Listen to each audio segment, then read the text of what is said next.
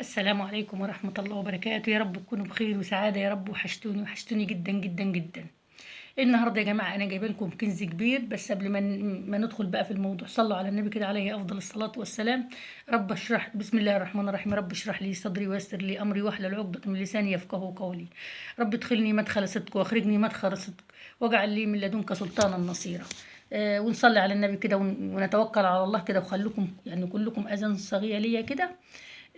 وتوكلوا على الله كده يا جماعة، واسمعوا النهاردة آية من سورة النور، والله العظيم هتغير حياتك 1,000,000%، زي ما غيرت حياتي. شوف، هتغير حياتك بجد، يعني بجد مش كلام. بس الآية دي لو وضبتي عليها بعد صلاة العصر أو بعد صلاة العشاء أو بعد صلاة الفجر، والله عاوزة تعمليها ورد يومي بعد كل صلاة اعمليها على قد ما تقدري. تقرأي الآية دي اقرأيها، أقسم بالله هتغير حياتك 1,000,000%. وعن تجربة يا جماعة، اسمعوا الكلام اللي أنا بقول لكم عليه واعملوه. اسمعوا الكلام وجربوه. وربنا أولا بقول لكم في كل الفيديوهات ربنا ما بيجربش، لكن جربوا مفيش أي مشكلة خالص. الآية دي يا جماعة، يعني الآية دي في سورة النور، الآية 34. الآية 34 دي يا جماعة غيرت حياة ناس، إن قلت لكم من الصفر ل180 درجة، مع اليقين بالله، مع طبعا الالتزام بقى في الصلاة. مش تروحي تقرأ الآية وانت مثلا بتلبس البيت وهي رايحة المدرسة والله العظيم، وانت مش عارفة ماشية على السوق كده بتقرأيها كده وانت مش عاطية لها اهتمام. لا، لازم يكون فيه اهتمام. احنا يا جماعة، ده بنكلم ربنا، احنا مش بنكلم حد تاني. ده احنا واقفين قدام الملك. اللهم يا مالك الملك تؤتي الملك من تشاء وتنزع الملك ممن تشاء وتعز من تشاء وتذل من تشاء بيدك الخير إنك على كل شيء قدير. الدعاء ده يا جماعة برضو حلو قوي قوي قوي قوي، قولوه باستمرار بعد صلاة المغرب. مش هي دي الآية اللي أنا أقول لكم عليها. الدعاء ده حلو جدا جدا للي حماتها مضايقاها، للي سلفتها معذباها، للي جوزها ذليلها. قولي الدعاء ده، قسما بالله هتتقلب الآية وهتبقى انت العزيزة، وهيبقى الإنسان اللي ضدك ده هو الذليل. اللهم يا مالك الملك تؤتي الملك من تشاء وتنزع الملك ممن تشاء وتعز من تشاء وتذل من تشاء بيدك الخير إنك على كل شيء قدير. ربنا بيعز ويذل، هيعزك انت على الناس كلها. هنقول بقى الآية بتاعتنا النهاردة، التزمي بها يا جماعة. في فرصتين ممكن تقولي، يعني ممكن تقوليها 66 مرة وممكن تقوليها 33 مرة. اجعليها ورد بقى. عايزة تقوليها بعد صلاة الفجر قوليها، عايزة تقوليها بعد صلاة العصر قوليها، عايزة تقوليها بعد صلاة العشاء قوليها. هنقول على الآية بتاعتنا دي النهاردة في سورة النور، الآية 34.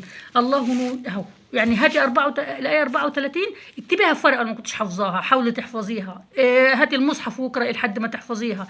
هاتي سبحتك كده، هتلفي السبحة، بس السبحة الصغيرة اللي هي 33 مرة دي هتلف فيها مرة واحدة بس، ووضبي عليها. عايزة تقوليها بعد كل صلاة مع الاستغفار والصلاة على النبي والحوقلة، قوليها ورب الكعبة لا تغير حياتك 1,000,000%. بقول لك ايه، ما احنا قاعدين اليوم كله على الفيس وعلى النت وعلى ده وعلى ده وعلى ده وعلى ده. احفظيها، وطرف ما انت قاعده يا ست تدخلي على الفيس، ما حدش قال لك حاجه. بعد ما تكوني قضيتي صلاتك وقضيتي مصالحك ما فيش مشكله، كلنا يعني ايه عادي. بنشوف مصالح لينا، كل واحده فينا بتشوف اللي هي عاوزاه. قولي الآية دي. الله نور، بس أعوذ بالله من الشيطان الرجيم، بسم الله الرحمن الرحيم.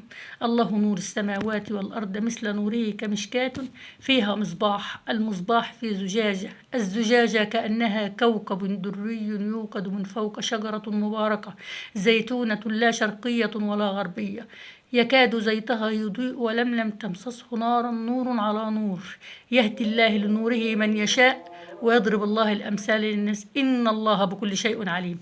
الأذان أذن يا جماعة وأنا بقول لكم الآية، سامعين؟ الأذان أذن. كل ما أقول الآية دي أو أتكلم فيها سبحان الله الخالق العظيم، أبص الأذان أذن. سبحان الله والله العظيم. أنا هسيب الأذان يأذن كده ونردد كده ونسمح كده وإحنا شغالين في الفيديو. فانت ان قلت الايه دي قوليها بقى، يا تقوليها 33 مره يا تقوليها 66 مره، بعدد فردي.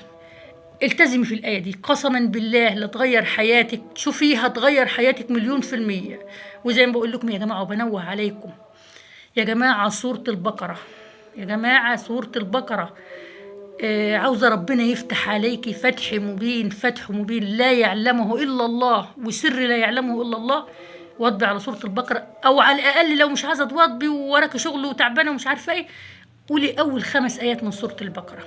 أعوذ بالله من الشيطان الرجيم. إنا فتحنا لك فتحا مبينا ليغفر الله لك ما تقدم من ذنبك وما تأخر ويتم نعمته عليك ويهديك صراطا مستقيما وينصرك الله نصرا عزيزا. إلى بقيت بقى كملي بقى ال5 آيات، كمليهم واضبي عليهم، قوليهم باستمرار.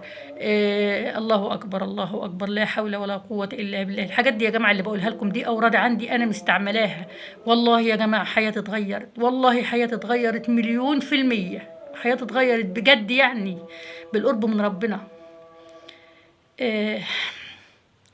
يعني انا اقول لك، انا امبارح كنت بدعي لربنا كده بعد الفجر، فبصيت لقيت عيوني اتغمرت بالدموع، فبقيت اقول يا رب، والله يا رب انا لو اقدر ادخل قلب وعقل كل انسان واقول له قرب من ربنا والله لا اعمل، والله يا رب انا هعمل اللي عليا، انا هقول ولعل وعسى القلوب تلين ليا.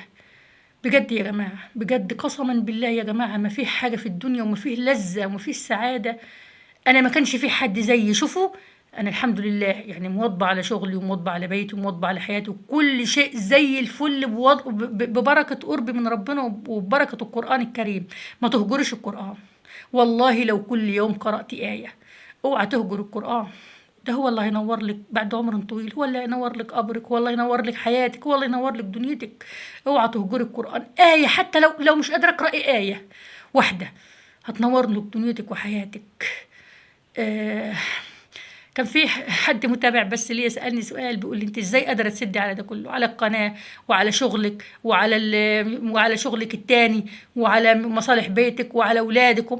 يا جماعة والله العظيم أنا حياتي الحمد لله ما اتنظمت إلا بعد ما قربت من ربنا وبدأت أقرأ وأقول الأوراد ودخلت في الروحانيات والحاجات دي. والله يا جماعة أنا كنت كل يوم حيلي بيتهدي في البيت من الترويق. قسما بالله أنا دلوقتي ممكن أقعد بالأسبوع وال10 أيام مروق البيت والبيت يبقى كأنه رايق. أنا بحس إن في حد بيعمل لي الحاجات اللي أنا بقوم الصبح البيت بيبقى مزبل بالليل، بقوم الصبح البيت ريحته حلوة، البط نضيف، لا حول ولا قوه الا بالله. فاهمين؟ انا لدرجه ان انا بدور في الاوض، انا اولادي مش معايا، اولادي في الجامعه يعني ولادي كلهم مش معايا في الجامعات ومفيش حد معايا في البيت، مفيش الا البنتين الصغيرين. بقوم القى البيت مترتب ونضيف وكل حاجه نضيفه، وكل ما احط ايدي في حاجه ان طبخت كنت بقعد ممكن اليوم كله اعك في المحشي والطبيخ، ما بياخدش معايا الحاجات دي ربع ساعه نص ساعه، بس بقي لساني ذاكر راتب بذكر الله على طول. عشان كده بحس ان في ايادي خفيه بتشتغل معايا. اعملوا كده وقربوا من ربنا، هيعينك على اللي انت فيه، هيعينك على المأساة اللي انت فيها، هيعينك على دنيتك، هيعينك على حياتك، هيعينك على جوزك الصعب، هيعينك على اولادك الشقاي اللي مضايقينك ربنا يخليهم لك ويهديهم لك، هيعينك على مصاعب الحياة، هيعينك على كل حاجة. قربي قربي انت، خليهم هم اللي يروح شغل يروح شغل وانت قربي، ادخلي في خلوة كده وقربي من ربنا وهتشوفي الدنيا تبقى عاملة فيك ازاي.